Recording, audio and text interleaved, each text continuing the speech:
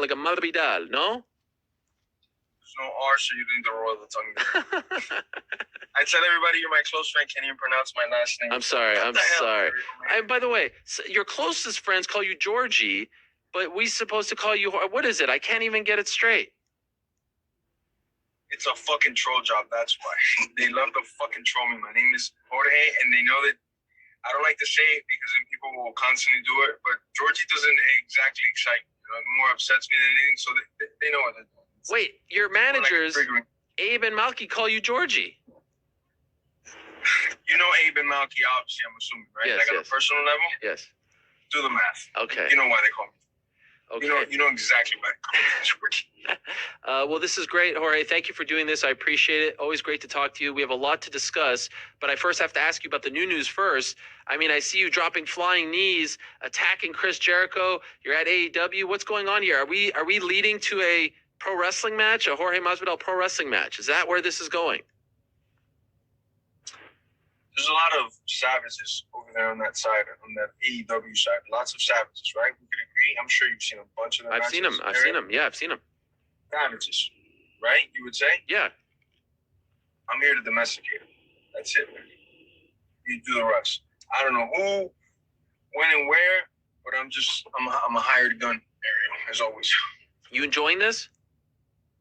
The fuck out of it. It seems like you guys are enjoying it. Oh, I'm having a blast. Dan Lambert is a diehard wrestling fan. I mean, the only thing that he would listen to me. Dan Lambert has pictures of all his favorite fighters in his house. He's probably his kids are gonna get upset that I say this, but he actually doesn't have pictures of his kids in the house. Oh my god! So, Dan loves American Top Team ATT so much he wouldn't trade it for nothing in the world for no amount of money. But the only thing that comes comparable to that is pro wrestling, and Dan loves pro wrestling. So when the opportunity came and I get to be next to the general Dan Lambert, I was like, yeah, let's go beat some people up, you know. Okay, so that's Friday, but earlier in the week, Jorge, we got massive news. Finally, 2.5 years in the making, you versus Leon Edwards, December 11th, Las Vegas, Nevada, one of the biggest grudge matches in UFC history. In the past, you didn't seem open to fighting Leon Edwards. Why are you fighting him now? Well, in the past, I was fighting ranked opponents and for belts. You know, now I got a little bit of downtime. I'm like, yeah, I'll fight this guy. I don't got shit to do right now. You know? Is this personal for you, this fight? I've always said it. Nothing's personal. It's all business in this game. I just, I don't like to do that. I could care less for him. If he gets rich or if he doesn't get rich, I don't wish him any good or bad. I could care less for this individual since I've met him, you know? And it's still the same thing. I could give a fuck less about him. It's just another guy in the way of me achieving my goals and dreams and all the things all the aspirations I've had since a child. So he says it's personal for him. That it's never been this personal. I'm glad it is, you know. I mean, he's an idiot. I'm gonna still do what I do, slap him up, beat him up, and upset him the whole damn time, you know, while we're fighting. But to me, it's never personal with these guys, you know. It can't be. It's this is a business. I signed up for this. I know exactly what I signed myself up to since I signed the dotted line when I was 18. You know, I knew what I was getting myself into. Do you understand why it's personal for him? I don't give a fuck why it's personal for him, but to tell you the truth. I know you guys are friends and you're like his therapist, counselor. Like he was crying in the show. Come on. Not to be rude to you, but I really could give a fuck why it's personal to him. I don't care. It's not my business, my concern. I know what I have to do, and I know what I'm going to get done on December 11th. We're not beefing, are we? Me and you never, my brother. Okay. Brothers. I just, sometimes I feel like he gets the raw end of the deal. I think he should have, fought for the belt earlier or fought Gilbert Burns for a #1 contender. That's all. Well, you say that without knowing also because you know that when I fought Usman in 6-day notice, they had given him before they offered it to that's fair. To Gilbert, they offered it to scared ass Leon Ho Edwards. And what did he do? He didn't take the fight in 5 weeks notice, right? So then they gave it to Gil, and then Gilbert got sick, and I'm the only one that took the fight in 6-day notice. You think I wanted to fight in 6-day notice? No, but I had the opportunity to do it, so I did it. So he's had opportunities to fight for the belt, and ranked opponents, but it's always something from him. He says one thing, but it's the complete other. You know, he says, I'm ready to fight everybody else and this and that. But then when he's with the UFC, he's like, I need a 10-week training camp. I need this, I need that. Like, shut the fuck up, bro. You should have been training and you should have been getting after it the way that you talk. That you always want to fight and fight and fight. I mean, I pulled off like 5 fights while he got like 1 in. So I don't know how he could deserve a title shot. You know? Okay, I just think I just think he plays on your emotional side, Ariel, and he's got you by the strings, man. Who's laughing over there in the background? Who's the peanut gallery over there? Show your face. He's gonna remain anonymous. Okay. Okay. So, were there other options that you wanted? Was there other options that you were maybe a little more, interested in? And they said, "Hey, we want this fight to go." Like, what were you thinking? Did it take some convincing for you to accept this fight? I told the UFC, get me the fight that gets me closer to fighting for the belt again and the most money. And that's what they came up with. He, speaking of that, he tweeted right before the fight was first reported, millionaire, something like that. Is he getting big bucks for this fight? What do you know about it? I know that he's getting his biggest paycheck ever, and it's because of me. And the whole time, from the start of him calling me out, I've always said, I'm going to fight this guy, but when I say, the whole time he was saying he wasn't going to fight me, then I said, you know what, I'm going to fight you right now, and guess what? He's fighting me right now. So as this interview goes down and the word spread and people copy and paste this, he does what I say, when I say. So we're fighting again when I said. Not when he said backstage, oh, let's do this, I want to fight you in July. No, all you're getting is a quick, I'm going to check your ass real quick, let you know who's the boss here, and then I'm going to actually fight you in the prize ring when I say, when I see fit, He's a coward, and he's completely out of place here. So I know why he's taking it personally. So I know you said it's not personal for you, but he says the personal. He comes from a tough place, Birmingham, England. No joke where he comes from. I know you come from a tough place too. Ariel, again, I'm not gonna diss Birmingham or nothing, but I don't care where he comes from because where I come from and how I grew up, that guy wouldn't have lived one day in the actual heat of the moment. He never would have survived. He would have just stayed home the whole time, waiting for his parents to get like Wi-Fi or something for then him to develop social skills, because this guy's a coward. What he did to me in England showed me everything I ever needed to know about this guy. He could say that he grew up in this or that place, but he didn't. He comes from a place that's not what he says. I'm telling you, man, this guy's not who he says he is at all. Nobody that is like that, that comes from these places acts like he does. He's a coward, and I'm going to say it to his face before and after I beat his ass.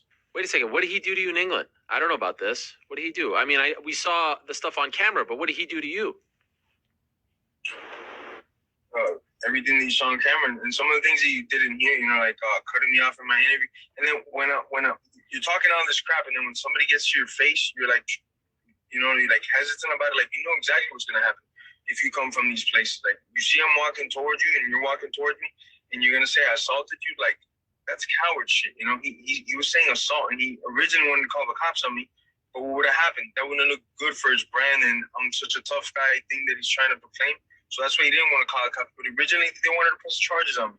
When you started this fucking altercation, I'm here doing my own interview, doing my thing. I just got fight of the night. Just got knocked out of the night. Like, I don't give a fuck about you, Edwards. Why are you ruining my interview? This is my time to shine.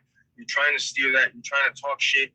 Nobody gives a fuck about you in your own hometown. You just had a fight that night. Nobody was even talking about his fight because it was so boring. And he's just, he's a clout chaser. That's always what he's been. I got into the sport because I actually love the sport. I love to fight. I love to compete. This guy got into the sport because, I don't know, maybe he thought he could score a first date or something with some chick. It's all going to show the December 11th. I just want to ask you about one thing from that night. He said that afterwards they had to like hide you in a hotel and rush you to the airport and all that stuff. Is that true, or is he making that up? I didn't leave England for another 2 days because I didn't have my passport. I'm actually going to put all these documents up so again I could expose this fucking coward.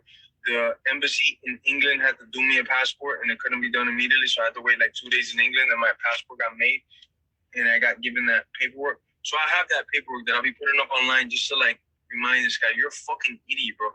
Who do you think you are, James Bond? That I'm gonna fucking strike you in the face and now I have to leave England? Who the fuck, bro? I punched you in front of your fucking all your co-workers and best friends. It was just me by my fucking self. It's all on video. It was like 5-6 people. What happened to me? Absolutely nothing. Now all of a sudden I was gonna get fucking kidnapped, killed, and all this shit when they don't even have guns in England. Get the fuck out of my face, Eric. You're upsetting me. Okay, I'm sorry. Okay, well, okay, can I go back to the interview's over? No, please.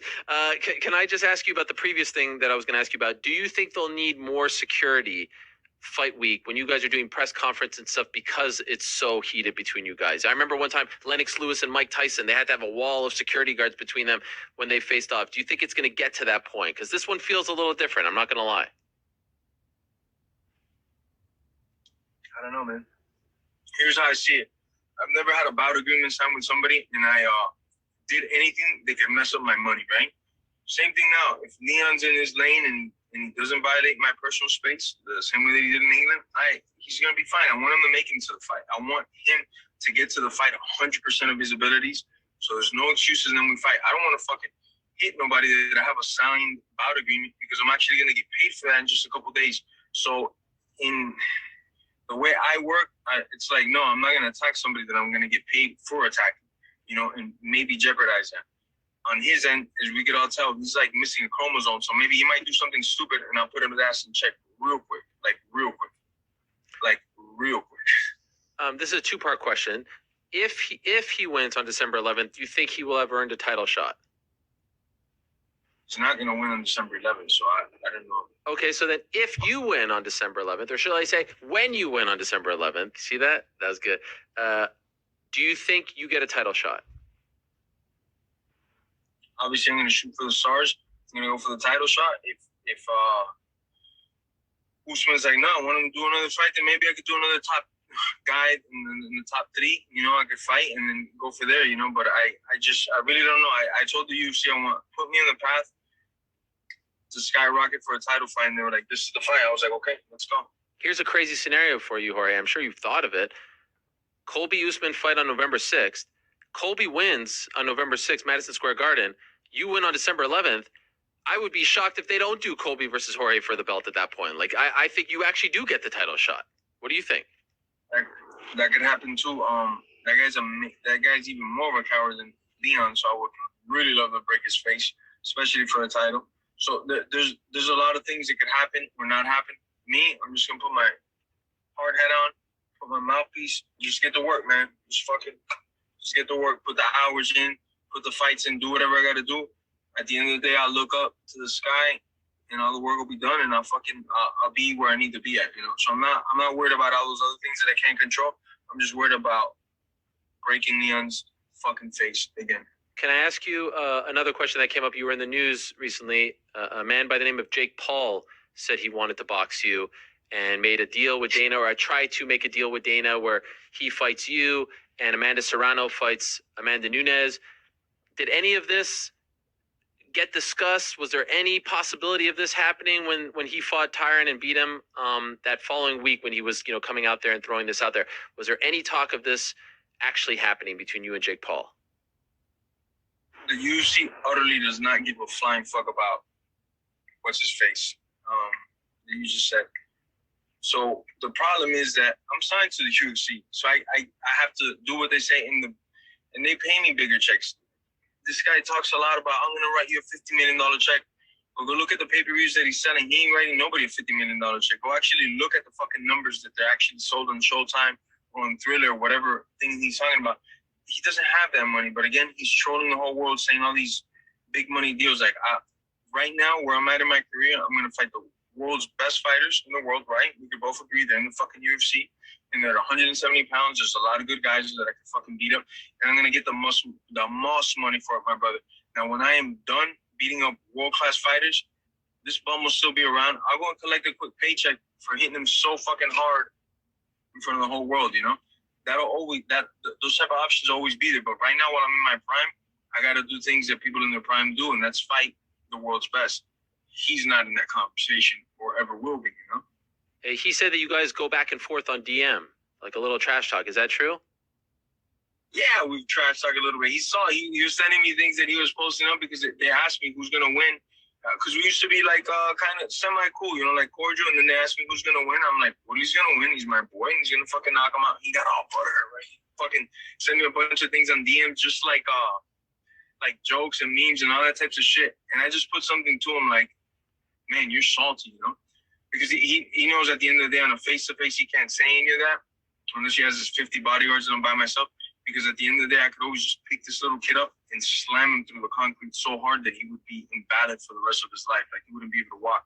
So he knows that. It's in the back of his mind. So even when he talks to me on DM, it's very respectful, very chill, like a couple jokes and stuff, but he knows, like, you got to chill, man, because I really don't give a fuck, Okay, so right now this is not of interest. Just to be clear, not of interest, and it wasn't even discussed with the UFC, because I thought there was a chance they might actually try to do it like they did Mayweather McGregor. There's money to be made. This wasn't ever really discussed. Not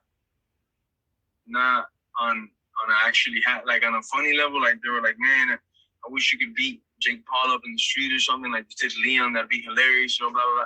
But as far as like it actually happening in real life, no, they don't care about that at all. Okay. Perhaps at some point you'll do boxing, because you've said you wanted to box. I've always wanted to box, and when the opportunity comes, I'm gonna take it. I'm gonna make sure I get compensated well, because obviously I'm not a boxer going in the boxing. So I'm gonna make sure that I am compensated beyond belief. How's the promotion going? When's the next event? Game Bread. December 17th, Biloxi, Mississippi. Oh my gosh, it's amazing. I'm having so much fun putting these cards together, sitting down with the matchmakers, sitting down with the whole team, picking venues. It's amazing. And then all the experience that all these fighters that have fought for me already are telling me how well that they were treated, how much exposure that we were able to generate from. It's amazing, man. And it's like one giant snowball effect that's going down the hill, and it's just getting bigger and bigger, and I'm getting better and better fighters. I'm getting more and more sponsorships to come in, so that means I'm putting in more money into getting bigger and better fighters. That's all I'm trying to do, is just get the best fighters that money could buy and put them under one roof, bare knuckle, let them run free. What's the main event? Do you know it yet? I have a couple ideas. Alex Nicholson versus another ex-UFC heavyweight veteran that we're working on. That's one of the main events that we got working on. I'm not going to say names yet because we haven't got the signatures yet, but once we do, it'll be everywhere. Alan Belcher's also going to be on that card. We're working very closely with him, so we're going to have some names that you're not going to be able to turn your face away and be like, I'm not going to watch it, because it's guys you're going to want to watch when they're bare knuckle. Like, man, I'm making it very hard for people not to watch these cards. Before I let you go, Jorge, I can't not note the symbolism of you doing this interview in this beautiful car. I don't know what the car is, but I could tell the seats are beautiful. We don't usually do it. We usually do it at the office at FRM, because when I see you sitting in this car with these beautiful leather seats, what car is it? Could you mind if I ask? It's stolen. Okay, perfect. And I remember you telling me you used to sleep in a car with a window that couldn't go up, and the rain is coming in, and you have your dog there. I mean, this is beautiful symbolism right here. I mean, this is the American dream, right? I could freaking sleep in this thing all day. I could freaking have a wedding in this thing and the honeymoon. You know what I'm saying?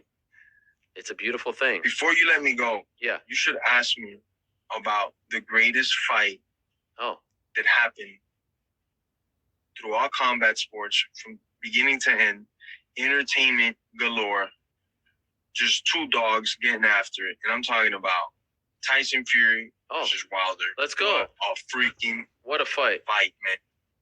Oh my gosh! Wow. From me being a competitor, a combat sports veteran, whatever. Wow, I was like, the bar was raised so high on an entertainment level and everything. Both of their walkouts were amazing. Their fights were amazing. It's crazy, man. That's one of the best fights I've seen, period. I mean, wow. Truly was left speechless. Became a huge Wilder fan in this fight because there's like 2 or 3 times where I'm like, oh, he's out. Somehow he brought the dog out, just kept fighting, kept pushing through it. He really, I think, removed all those questions that were from the second fight. I think he really gave it his all. And man, I'm a Wilder fan for life. And Tyson Fury, I mean, wow, we're talking about one of the greatest heavyweights ever, and he happens to be in my era. What a beast, man. This guy, his work ethic, his fortitude up here. Wow. I mean, I saw that fight again because I had to. It was just like too nostalgic at the moment. I'm like, oh, maybe it was just, the environment or me thinking more than it was. I saw it again. Freaking wow. Even from a technical standpoint, how they were boxing the first like 3-4 rounds. Amazing fight, man. Wow. I know you love the sweet science.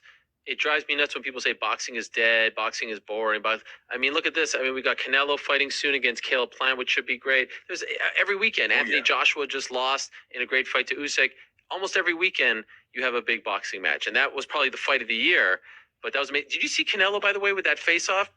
Nailed him in the face. You see that? Look at that. Bam. Incredible. Nice. Do the guys backstage at AEW, by the way, do they like come up to you? Are they fans of yours? Do they give you props? Do they show you love?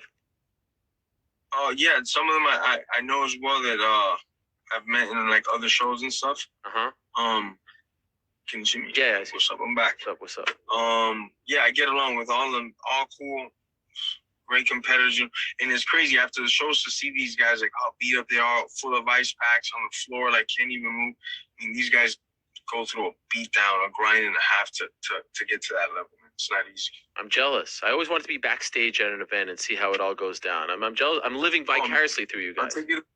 I'm taking you to the next one. Don't worry. I think I could be just as good, if not better, than Dan Lambert on the microphone. Like I could be your manager. I could come out there. I want to be Kayla's manager. I want to be her mouthpiece and talk about her being the greatest athlete in the world. Kayla Harrison. What's it? Kayla Harrison. Are you beefing with Kayla? You're not beefing with Kayla. Oh, you're talking about the judo girl. Yeah, I know her. What? You guys beefing?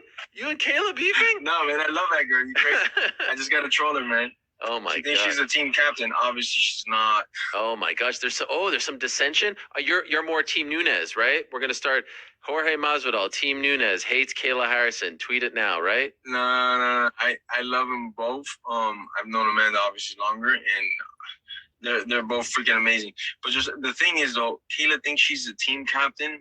Yeah, so? That doesn't sit well with me. Why? Who is the team captain right now? I'm not the official team captain, but, you know, there's like many factors. I just tell you this much. Tell me. She's not. Let me clarify this here in the Ultimate MMA show. She's not the team captain. She's trying to, and you're basically saying, I've been here for a decade. Know your role. Take a number. We'll revisit this in a decade, is what you're saying, essentially. I'm like the person that could assign the team captain. I have that type of power at American Top Team. And once again, I will repeat, she is not the team captain. Okay, fair enough. Any final... But she's a freaking amazing at fighting.